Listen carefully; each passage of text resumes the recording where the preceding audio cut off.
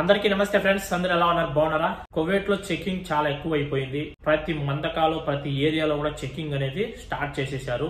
ఎందువల్ల అంటే ఈ కువైట్ గవర్నమెంట్ కానూన్ అనేది ఒకటి ప్రకటించింది. ఎవరైతే ఇళ్లలోంచి పారిపోయిన వాళ్ళు గాని, అకామా లేని వాళ్ళు గాని, ఇలాంటి వాళ్ళందరూ కూడా ఈ కానూన్ లో ఎవరి దేశాలకు వాళ్ళు వెళ్లిపోయి మళ్ళీ కొత్త పాస్పోర్ట్ చేసుకుని మళ్ళీ కొత్త వీసా పైన వచ్చి ఇక్కడ పని చేసుకోండి అని చెప్పడం అయితే జరిగింది కువైట్ గవర్నమెంట్. అయితే ఈ కానూన్ ని చాలా మంది ఉపయోగించుకోకుండా ఏం కాదు, ఇంకా ఒక 2-3 సంవత్సరాలు చేసుకుందాం, ఏం పెద్ద చెకింగ్లు ఏమి ఉండవు అనుకొని ఈ కానూన్ లో చాలా మంది వెళ్లకుండా కువైట్ లోనే ఉన్నారు. వాళ్ళ వల్ల అకామా ఉన్న వాళ్ళకు కూడా ఇప్పుడు ఇబ్బంది కలుగుతుంది. ఎందుకంటే కువైట్ లో చెకింగ్ అనేది చాలా ఎక్కువ అయిపోయింది. జూలై 1వ తేదీ నుంచి చెకింగ్ అనేది స్టార్ట్ అయిపోయింది. ఎక్కడ చూసినా చెకింగ్ చేస్తున్నారు. ప్రతి బస్సు ఆపి బస్సులో ఉన్న ప్రతి ఒక్కరు సివిల్ ఐడి చెక్ చేస్తున్నారు, ప్రతి ఒక్కరు అకామా చెక్ చేస్తున్నారు. అదే విధంగా మనం ఎక్కడైనా కార్లో వెళ్తున్నా, ట్యాక్సీలో వెళ్తున్నా కూడా ట్యాక్సీ ఆపి కూడా ఆ ట్యాక్సీలో వెళ్ళి వాళ్ళ అకామాను చెక్ చేస్తున్నారు. అదే విధంగా మనం ఎక్కడైనా నడుచుకుంటూ వెళ్తున్నా కూడా పోలీసు వాళ్ళు చూసారంటే వాళ్ళు వచ్చి మన దగ్గర కార్ ఆపి మన సివిల్ ఐడి అనేది చెక్ చేస్తున్నారు. చాలా ఎక్కువ అయిపోయింది చెకింగ్. ఇకపైన కువైట్ లో బయట పని చేసుకోవడం అనేది చాలా కష్టం అయిపోయింది. అకామా లేని వాళ్ళకంటే అకామా ఉన్న వాళ్ళు చాలా భయపడుతున్నారు. ఎందువల్ల అంటే ఈ అకామా లేని వాళ్ళు ఎలాగో ఒకవేళ పట్టుకుంటే ఇంటికి వెళ్ళిపోతారు, వాళ్ళకేం ఇబ్బంది లేదు. ఈ అకామా ఉన్న వాళ్ళు 2 లక్షలు 3 లక్షలు పెట్టి అకామా కొట్టించుకొని ఉంటారు. అలాంటి వాళ్ళు చెకింగ్ లో చిక్కారంటే చాలా ప్రాబ్లం అవుతుంది. ఎందుకంటే ఈ కాజిం అకామా పైన బయట పని చేసుకోవడం అనేది ఈ కువైట్ రూల్స్ ప్రకారం ఇల్లీగల్. అది మనం బయట పని చేసుకోకూడదు. అయినా మన వాళ్ళు చాలా మంది కాజిం అకామా పైన బయట అనేది పని చేసుకుంటున్నారు. మన దగ్గర సివిల్ ఐడి ఉన్నా గానీ మీరు ఎక్కడైనా వర్క్ చేసే కాడ చెకింగ్ జరిగిందంటే అప్పుడు మనం చిక్కామంటే మీ అకామా ఏంటి, మీ డ్రైవర్ అకామా అయితే మీరు ఎందుకు ఇక్కడ ఈ పని చేస్తున్నారు, మీకు అకామా కొట్టింది ఎవరు, మీ కపిల్ దగ్గర మీరు ఉండాలి కదా, మీరు ఎక్కడైతే అకామా కొట్టించుకున్నారో ఆ ఇంట్లోనే మీరు పని చేయాలి, ఇక్కడికి వచ్చి మీరు ఎందుకు పని చేస్తున్నారని పట్టుకొని మనకు ఫింగర్ వేసి ఇండియాకి అయితే పంపించేస్తారు. చాలా చాలా కష్టం ఇకపైన బయట పని చేసుకోవడం అనేది. ఇప్పుడు సూన్ పైన రావాలంటే చాలా డబ్బులు అయితే, సూన్ వీసా తీసుకోవాలనుకుంటే 1 సంవత్సరానికి మనం దగ్గర 5 లక్షల వరకు ఖర్చు పెట్టుకొని రావాల్సి ఉంటుంది. అంత డబ్బులు మన దగ్గర లేక చాలా మంది కాజిం అకామా పైన వస్తారు. ఎందుకంటే అది తక్కువ డబ్బుల్లో వచ్చేస్తుంది. 1,80,000 2 లక్షల్లోనే కాజిం అకామా వచ్చేస్తుంది. 2 సంవత్సరాల వరకు మనము పని చేసుకోవచ్చు. అందువల్ల చాలా మంది కాజిం అకామా పైనే కువైట్ లో పని చేసుకుంటున్నారు. సూన్ అకామా మీద చాలా తక్కువ మంది ఇక్కడ పని చేసుకుంటున్నారు కువైట్ లో. సూన్ అకామా పైన వచ్చారంటే కొద్దిగా సేఫ్టీ ఉంటుంది, మనకి ఎలాంటి ప్రాబ్లం ఉండదు. సూన్ అకామా మీద వచ్చినా కూడా మనం వేరే ప్లేసుల్లో పని చేయకూడదు. మనకి ఎక్కడైతే అకామా కొట్టింటారో, ఏ కంపెనీలో అయితే మనకు అకామా ఉంటుందో ఆ కంపెనీలోనే చెయ్యాలి.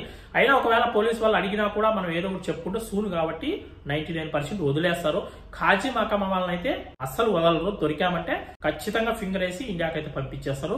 ఈ చెకింగ్ అనేది ఇంకా ఎన్ని రోజులు కొనసాగుతుందో తెలియదు కానీ కువైట్ లో చాలా చాలా ఎక్కువ చెకింగ్ అయితే జరుగుతుంది. నిన్న 1వ తారీఖు కదా జూలై, నిన్న ఒక్కరోజే 750 మందిని అయితే పట్టుకున్నారు. అకామా లేని వాళ్ళను, క్రిమినల్ కేసులు ఉన్న వాళ్ళను, ఇలాంటి వాళ్ళందరూ 750 మందిని నిన్న ఒక్కరోజే పట్టుకోవడం అయితే జరిగింది. చూడండి, ఒక్క రోజుకే 750 మందిని పట్టుకున్నారంటే ఇంక ఈ విధంగా ఇంకా ఎంతమంది అకామాలు లేకుండా ఇక్కడ ఉన్నారు ఏంటి అనేది మీరు అర్థం చేసుకోండి. ఈ కానూన్ లో చాలా మంది ఇంటికి వెళ్ళలేదు అకామా లేని వాళ్ళు. ఎందుకంటే ఇలాంటి కానూన్లు చాలా చూసేసాం మేము, ఏం కాదులే, ఈ కానూన్ అయిపోయినాక మళ్ళీ నార్మల్ గా ఉంటాయి చెకింగ్లు, మనం ఇంకా కొన్ని రోజులు పని చేసుకుందాము, తర్వాత వెళ్దాము, ఏం కాదు, ఇంకొక సంవత్సరం చేసుకుని మళ్ళా ఫింగర్ వేసుకొని వెళ్దాము అని చాలా మంది ఈ కానూన్ లో వెళ్లకుండా కువైట్ లోనే ఉండిపోయారు.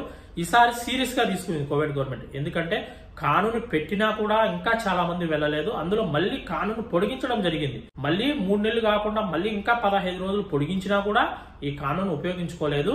అందువల్ల ప్రతి ఒక్క బిల్డింగును, ప్రతి ఒక్క బస్సు, ప్రతి ఒక్క షాపు, ప్రతి ఒక్క కారు నడిచి వెళ్తున్నా కూడా ఆపి మరీ చెకింగ్ చేస్తున్నారు.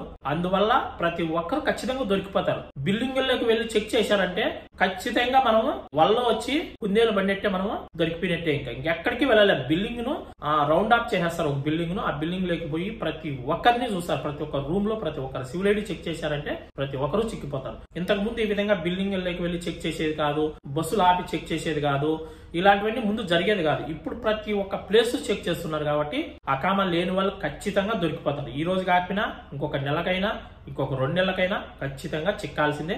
ఖచ్చితంగా ఫింగర్ వేసుకుని వెళ్ళిపోవాల్సిందే. మళ్ళీ ఎప్పటికీ లైఫ్ లాంగ్ కువైట్ కి రాకుండా వాళ్ళ జీవితం వానికి అయిపోతుంది. ఇంకా వేరే దేశాలకు వెళ్ళొచ్చు కానీ కువైట్ కి అయితే రాలేదు. కొద్దిగా జాగ్రత్తగా ఉండండి. ఇక్కడ నుంచి కువైట్ లో అకామా ఉన్న వాళ్ళు కూడా జాగ్రత్తగా ఉండండి. మీరు వెళ్ళేటప్పుడు ఖచ్చితంగా మీ సివిల్ ఐడి కార్డు అనేది మర్చిపోకుండా మీరు తీసుకెళ్ళండి. దాంతోపాటు మీ ఫోన్ లో కూడా మొబైల్ ఐడి అనేది డౌన్లోడ్ చేసి పెట్టుకోండి. ఖచ్చితంగా మొబైల్ ఐడి కూడా యాక్టివ్ గా ఉండేలాగా చూసుకోండి. సివిల్ ఐడి కార్డు మాత్రం మర్చిపోకండి. ఎటువంటి పరిస్థితుల్లో అకామా మర్చిపోకుండా జోబీలో పెట్టుకొని వెళ్ళండి. ఖచ్చితంగా చెకింగ్ అయితే జరుగుతూనే ఉంటుంది ఇక్కడ నుంచి ప్రతిరోజు. ఇంకా మాలియాలో కూడా ప్రతి ఒక్కరిని చెక్ చేస్తారు. రేపు శుక్రవారం చూడండి మాలియాలో ఎలా ఉంటుందో చెకింగ్, భయంకరంగా ఉంటుంది. అకామా లేని వాళ్ళైతే ఎటువంటి పరిస్థితుల్లో బయటకి రాకండి. ఒక నెల 2 నెలలు పనికి వెళ్లకుండా రూమల్లో ఉంటేనే బెస్ట్ అనుకుంటాను నేను. ఎందుకంటే మళ్ళీ ఏమైనా కొద్దిగా చెకింగ్ తగ్గిన తర్వాత ఏమైనా పని చేసుకోవచ్చు. ఒకవేళ ఇళ్లలో పని చేస్తూ ఉన్నారంటే మీరు ఇంకా ఒక నెల 2 నెలలు ఇళ్లలోనే పని చేసుకోండి. మీరు బయటకు రావద్దండి.